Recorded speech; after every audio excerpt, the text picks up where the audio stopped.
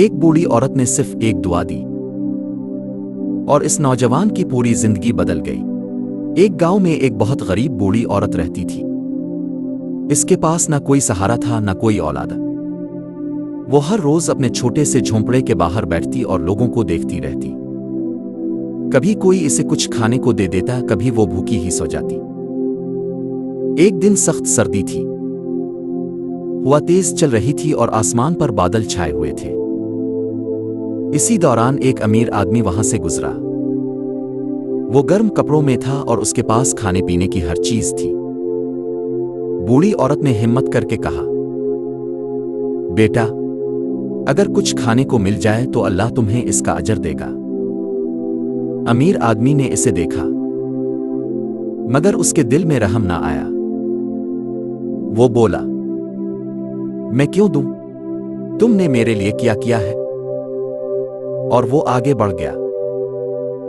बूढ़ी औरत की आंखों में आंसू आ गए, मगर इसने हाथ उठाकर दुआ की, आ अल्लाह, तो ही मेरा सहारा है। कुछ देर बाद एक गरीब नौजवान वहां से गुजरा। इसके पास खुद भी ज्यादा कुछ नहीं था। बूढ़ी औरत ने इससे भी वही कहा। नौजवान राग गया। इसने अपनी जेब से थोड़ा सा खाना निकाला और कहा, मां, मेरे पास ज्यादा तो नहीं, मगर ये ले ले। बूढ़ी औरत की आंखों में खुशी के आंसू आ गए। इसने दिल से दुआ दी, अल्लाह तुम्हें वो दे जिसका तुम सोच भी नहीं सकते। कुछ दिन गुजरे। वही नौजवान एक काम की तलाश में शहर गया। वहां एक बड़े ताजिर ने इसे देखा और उसकी ईमानदारी से मुतासिर होकर इसे काम दे दिया। आहिस्ता आहिस्ता वो नौजवान कामयाब होता गया और एक दिन वो खुद एक बड़ा आदमी बन गया। एक दिन वो इसी गांव वापस आया और सबसे पहले इस बूढ़ी औरत के पास गया, मगर वहां पहुंचकर इसे मालूम हुआ कि वो औरत दुनिया से जा चुकी है।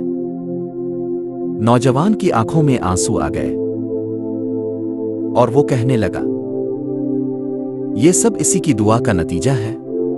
हदीस।